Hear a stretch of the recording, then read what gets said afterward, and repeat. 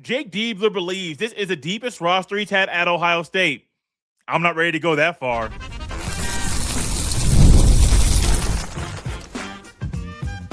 You are Locked On Buckeyes, your daily podcast on the Ohio State Buckeyes. Part of the Locked On Podcast Network, your team every day. I'm Jay Stevens. During this hardwood huddle, we will discuss the strengths and weaknesses of the Buckeye roster. But first, Jake Diebler believes in the players he brought to Columbus to be Buckeyes for the upcoming season, and he is supposed to. From the transfers he got from the portal, from being able to retain John Mobley Jr. and Amari Bynum, especially being able to get a freshman late in the cycle to join the 26th class, that's huge. And so Diebler got a lot of talent compiled on the current roster, and he's supposed to believe this roster has everything it needs to compete for championships next year. But he went a step further than just saying they're going to compete for championships. Jake Diebler made this comment during a recent presser, quote, "I think that this is the deepest team we've had, and I don't know that it's even close," end quote. Now, on the surface, hearing that, you might think, well, Jay, they have some guys that can score the basket. They have a freshman in Anthony Thompson that's a little bit better than any of the incoming freshmen Jake Diebler has worked with. They also have some big men that are a little bit different. You have Josh Ojawana, who can provide something unique at the big man position. So on the surface, you might say, well, Jay, he's on to something. Don't you believe him? No, I don't. While the past 2 years haven't had the strongest rosters, we don't know what this roster is going to do when they get on the court in the fall. And so it will be easy to say, yeah, he's the head coach. I believe what he's saying. I believe there's a chance that this roster can be the deepest one he's ever had. But you don't know what a team is going to be until they get on the court, play some games, get into the Big Ten play, and then you'll truly know if this is the deepest roster he's ever had. You look back to last year's team, and I think it's pretty clear that the team wasn't that deep. Yeah, Bruce Thornton, John Mobley Jr., Devin Royal. Christoph Tilley was sometimes inconsistent. Amari Bynum was a strong force. Devin Royal down the stretch was inconsistent as well. Tayson Chapman, Brandon Knoll, Ivan DeGovan, Gabe Cupps, Colin White. I'm naming those names off on purpose in that order because when you hear them, you start thinking, wow, these guys really didn't produce like we thought they were going to. The year before, in Jake Diebler's first year at Ohio State, Bruce Thornton, Devin Royal, John Mobley Jr., those are the top three scorers that were Buckeyes. Then you added Micah Parrish, Sean Stewart, Aaron Bradshaw, Evan Mahaffey, Quez Glover, Nietzsche Johnson, Ivan DeGovan. You see where I'm going here? That roster wasn't that deep either. Now, that year they had 4 guys scoring in double figures. Last year, they also had 4 guys scoring in double figures.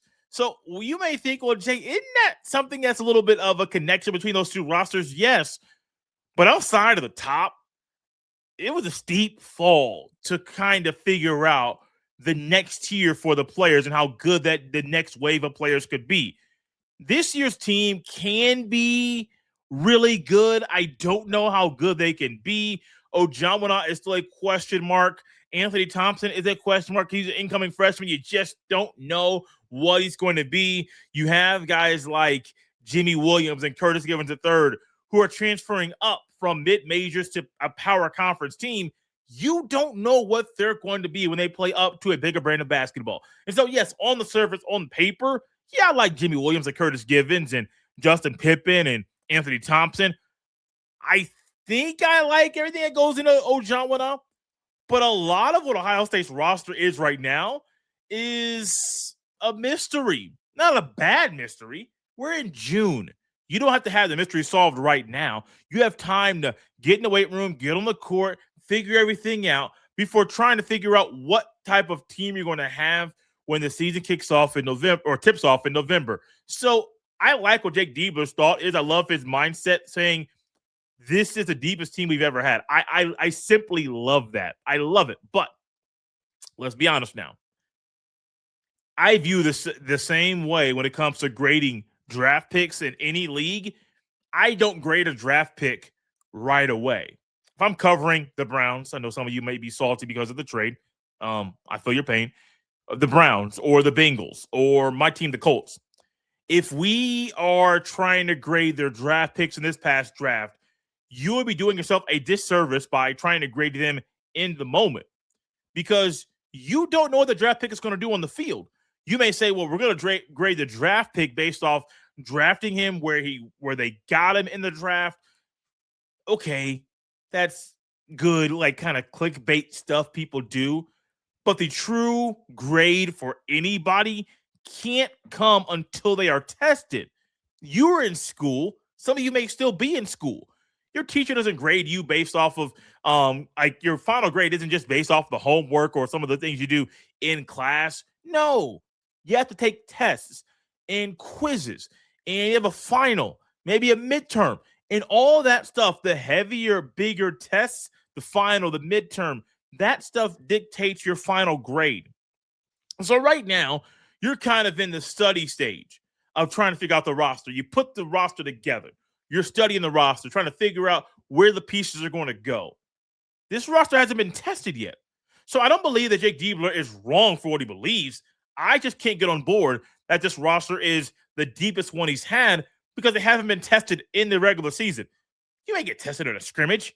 That's not real life. It's like a quiz. A quiz is preparing you for the test. And so, yes, it makes sense in Diebler's mind that he believes this is the deepest roster he's ever. I'm not mad at his belief. I'm just saying if we're going to analyze this thing and his comment the way that we should, you can't get on board and just say, yeah, Jake Diebler's right. We can go off what's on paper. No. Hindsight's 2020.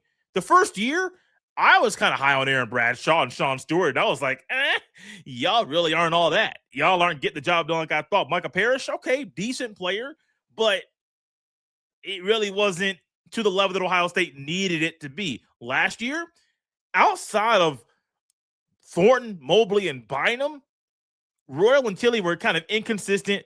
Chapman, Knoll, Nagovin, Cups, and White really let drop the ball and let their teammates and even Buckeye fans down because they just weren't the guys. The roster last year wasn't put together properly.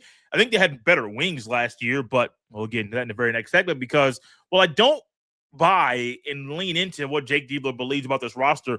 I do think there are some strengths and weaknesses that the Buckeyes can use to have a pretty good team next year. Make the strengths your focus, improve the weaknesses in the offseason. We'll dissect all of it after the break. This is Locked On Buckeyes. This episode is brought to you by Indeed Sponsored Jobs. Workplace chaos, deadline stacking up, inbox overflowing, and the one position you have to fill still sitting open. When the pressure's on and you need the right hire, this is the job for sponsored jobs. Indeed Sponsored Jobs helps you reach the people who actually fit what you're looking for. Skills, experience, location. So you're not just hoping the right candidate stumbles across your post. And here's just that says it all. In the minute I've been talking to you, companies like yours made 27 hires on Indeed, according to Indeed data worldwide. So if you're hiring, spend less time searching and more time actually interviewing candidates who check all your boxes with Indeed Sponsored Jobs. Spend less time searching and more time actually interviewing candidates who check all your boxes. When you need the right person to cut through the chaos, this is the job for Indeed Sponsored Jobs. And listeners of this show will get a $75 sponsored job credit to help get your job the premium status it deserves at Indeed.com/podcast. Just go to Indeed.com/podcast right now and support our show by saying you heard about Indeed on this podcast. Indeed.com/podcast. Terms and conditions apply. Need to hire? This is the job for Indeed Sponsored Jobs.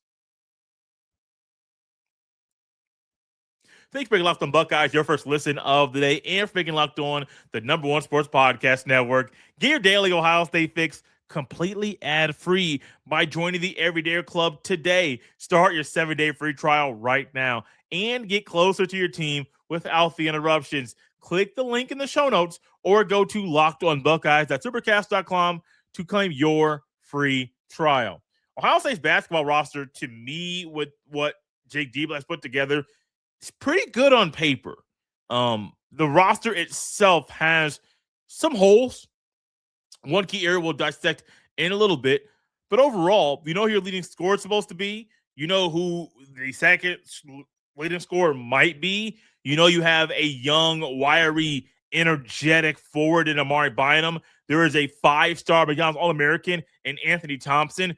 Then there are some transfers that you are banking on and believing they can provide the necessary production the Buckeyes need to be a strong force next year.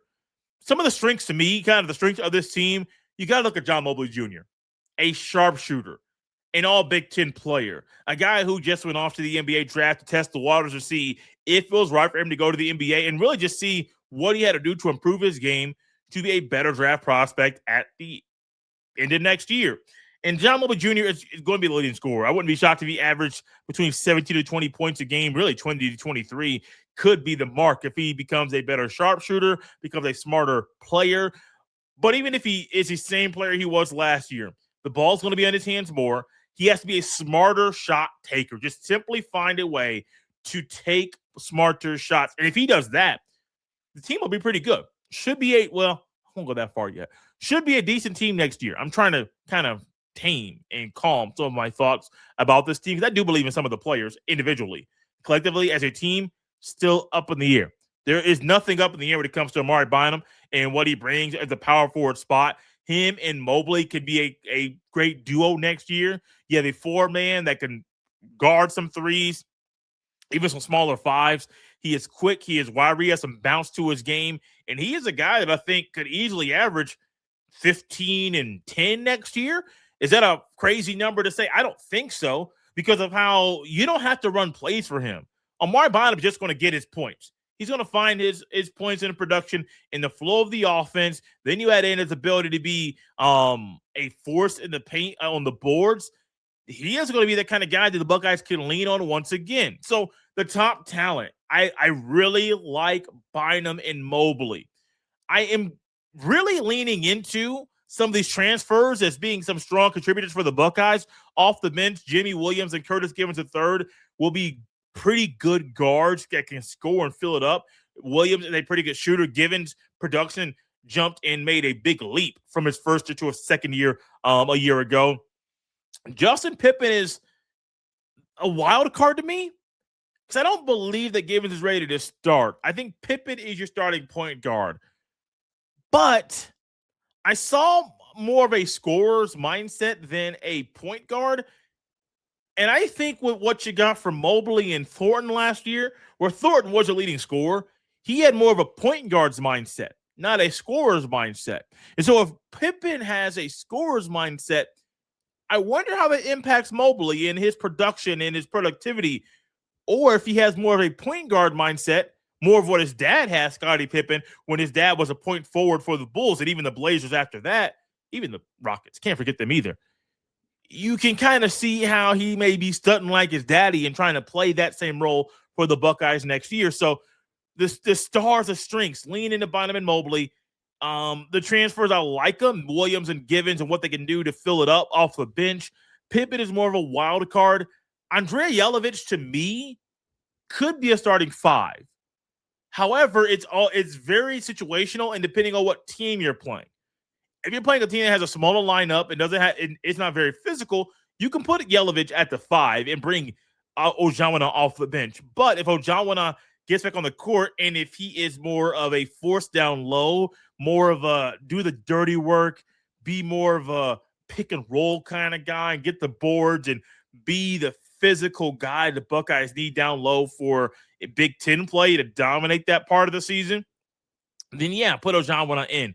I like Jelovich's game, more of a stretch 4, can go to the basket, dribble a little bit, not as much. So comparing him to last year, I don't know if he won't be as shy as Tilly was to shoot the ball, but also I don't know if when Tilly got in the paint, he kind of shrunk a little bit. I don't think Jelovich is going to shrink, but I'm not really sure if he's more a guy that's going to go up against it. If he's a 7-foot 280 guy down low, I don't see Jelovich trying to go in there and dunk the ball on him. So Jelovich to me is a good piece off the bench. 2, I like the stars, the transfers, kind of leaning into Williams and Givens off the bench.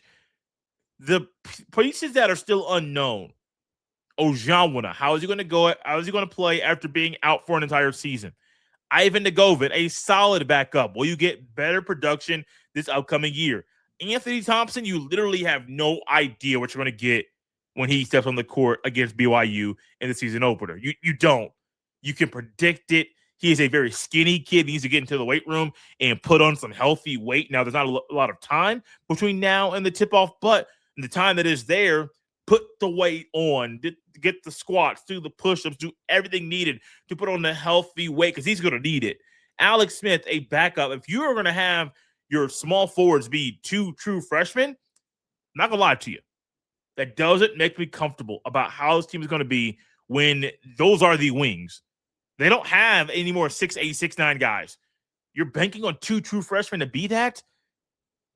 I can get down with part of it, but man, you got to have some more experience. And you can still go get guys in the portal, but I don't see Diebler making that decision. The other guys, more of the reserve roles, third stringers maybe.